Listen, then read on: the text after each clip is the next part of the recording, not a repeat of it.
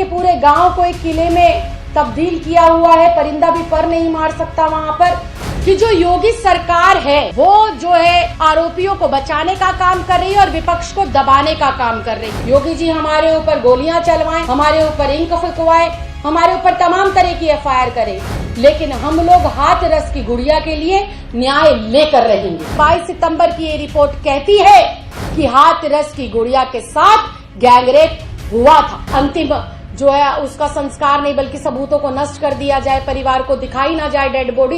ये प्रशासन की किस प्रकार से लापरवाही है कि योगी सरकार के शासन में जिस प्रकार से आए दिन दलितों पर अत्याचार बढ़ रहे हैं, दलितों की बेटियों की आबरू को लूटा जा रहा है, दलितों की बेटियों की इज्जत के साथ खिलवाड़ किया जा रहा है। पूरा देश आज इस भाजपा से और इस योगी सरकार से नफरत करता है। योगी सरकार से, इस ढोंगी बाबा से, अजय कुमार बिष्ट से यूपी की सरकार नहीं संभल रही है, सत्ता नहीं संभल रही है।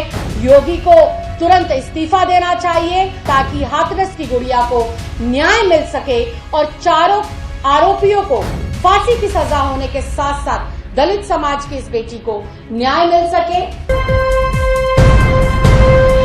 लाइव टीवी, सच सबसे आगे। आप सब लोगों को नमस्कार। और जैसे कि हाथरस की घटना पर कल हमारे साथ हुआ, हम लोग कल आम आदमी पार्टी का एक प्रतिनिधि मंडल जिसके अंदर माननीय राज्यसभा सांसद संजय सिंह जी, मैं स्वयं मंत्री राजेंद्र प्रसाद गौतम जी, अजय दत्त जी और पंजाब से हमारे लीडर ऑफ अपोजिशन चीमा जी, हम सब लोग पीड़िता के परिवार से मिलने के लिए गए, उनका दुख साझा करने, उनका ढांढस बंधाने और किस प्रकार से हादसा हुआ और क्या माहौल अभी उनके साथ चल रहा है, ये सब जानकारी लेने के लिए, उनसे मिलने के लिए कल हम गए। और जिस प्रकार से हमारे साथ कल यूपी की पुलिस के मौजूदगी में हमला होता है, ये बेहद दुखद है। और लगातार जब कल परिवार से बात करी, परिवार के में उनके पिताजी और माताजी से बात करी, तो परिवार से बात कर हम लोगों को पता चला कि किस प्रकार से योगी जी और उनकी सरकार मिलकर दोषियों को बचा रही है। सरकार ना सिर्फ दोषियों को बचाने का काम कर रही है जो इस संगीन अपराध में लिप्त है, बल्कि पूरा का पूरा एक जातिवाद हमें वहां पर देखने को मिला, पूरा ठाकुरवाद देखने को मिला। क्योंकि जो यूपी के मुख्यमंत्री हैं वो खुद इस जाति से आते हैं, ठाकुर जाति से आते हैं। और पूरा का पूरा वहां पर कल हम लोगों ने इस बात को समझा और महसूस करा। परिवार के लोगों ने लगातार हमें बताया कि उन पर 24 घंटे निगरानी रखी जाती है, उन्हें नजरबंद किया हुआ है। लगातार आसपास के गांवों के अंदर ठाकुर समाज के लोगों की पंचायत हो रही है, धमकी दी जा रही है केस वापस लेने के लिए, कुछ भी ना कहने के लिए। और मुझे ये कल समझ नहीं आया बिल्कुल भी कि आसपास के गांवों में और गांव के भीतर ठाकुर समाज के लोग पीड़िता के खिलाफ और पीड़िता के परिवार को डराने धमकाने के लिए पंचायत कर रहे हैं। खुलेआम सोशल मीडिया पर तस्वीरें वायरल हो रही है, किस प्रकार से धमकी दी जा रही है। लेकिन जब एक चुने हुए लोग, चुना हुआ विपक्ष परिवार से मिलने के लिए जाता है, सिस्टम की और प्रशासन की सारी बातों को मानता है, तब उनके ऊपर हमला किया जाता है। यह हमला भी पूरा का पूरा सुनियोजित था। जिस प्रकार से दीपक मिश्रा नाम के आरोपी ने इंक फेंकी, जिस प्रकार से उसने वहां पर नारेबाजी करी, पूरे के पूरे गांव को एक किले में तब्दील किया हुआ है, परिंदा भी पर नहीं मार सकता वहां पर। लेकिन ये आरोपी कैसे घुस जाता है। लेकिन ये फोटो पूर्ण रूप से बताती है, ये प्रशांत कुमार जी है, एडीजी लॉ एंड ऑर्डर, इनके साथ ही ये आरोपी खड़ा दिखता है। न सिर्फ ये आरोपी इनके साथ खड़ा हुआ है, बल्कि भाजपा के बड़े बड़े नेताओं के साथ इस आरोपी की तस्वीरें हमें मिली। तो इससे बिल्कुल साफ है कि जो योगी सरकार है वो जो है आरोपियों को बचाने का काम कर रही है और विपक्ष को दबाने का काम कर रही है। अगर विपक्ष को दबाने का काम नहीं कर रही है तो कोई भी विपक्ष वहां जाता है, किसी के ऊपर लाठीचार्ज होती है, किसी का सर फोड़ दिया जाता है। विपक्ष के लोगों के ऊपर 14 एफआईआर जो बलात्कारियों के लिए फांसी की सजा मांग रहे हैं, पीड़िता के लिए न्याय की बात कर रहे हैं, उनके ऊपर आप लोग 14 एफआईआर करते हैं। और कल तो बिल्कुल ही अति हो गई। एक बेटी होने के नाते मैं परिवार के लोगों से मिलने गई, एक प्रतिनिधि होने के नाते मैं परिवार का दुख साझा करने गई, और खुद मेरे ऊपर ही पुलिस की कस्टडी में यह हमला होता है। बात मेरे ऊपर हमले की नहीं है, बात यह है कि उस पीड़िता को न्याय मिले। योगी जी हमारे ऊपर गोलियां चलवाएं, हमारे ऊपर इंक फुकवाएं, हमारे ऊपर तमाम तरह की एफआईआर करें, लेकिन हम लोग हाथरस की गुड़िया के लिए न्याय लेकर रहेंगे। सबसे शर्मिंदगी की बात यह है कि योगी सरकार और प्रशासन कहता है कि पीड़िता के साथ बलात्कार हुआ ही नहीं है। ये विपक्ष झूठ बोल रहा है। अगर विपक्ष झूठ बोल रहा है तो अलीगढ़ का मेडिकल जो कॉलेज है, अलीगढ़ का जो अस्पताल है, जिसके अंदर पीड़िता लगभग हफ्ते से 10 दिन तक रही, उसकी पहली प्राथमिक रिपोर्ट में पूर्ण रूप से ये साबित हुआ है कि उस लड़की के साथ बलात्कार हुआ है।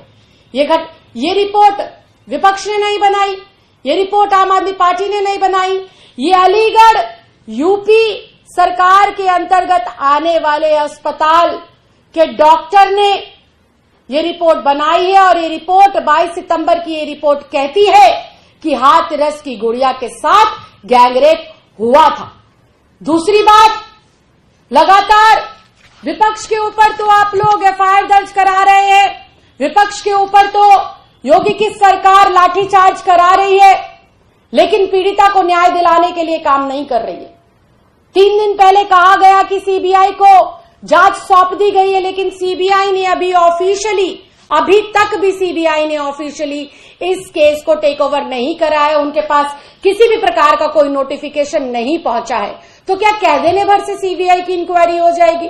मुंह के शब्दों से इंक्वायरी हो जाएगी? इंक्वायरी के लिए आपको कागज पत्री तैयार करनी पड़ेगी, आदेश देने पड़ेंगे। जिस प्रकार से आप शासन प्रशासन को आदेश देते हैं कि रात के 2 बजे ही मृतक की जो है अंतिम जो है उसका संस्कार नहीं बल्कि सबूतों को नष्ट कर दिया जाए, परिवार को दिखाई ना जाए डेड बॉडी, ये प्रशासन की किस प्रकार से लापरवाही है। दलित विरोधी पूर्ण रूप से योगी सरकार घोषित हो गई।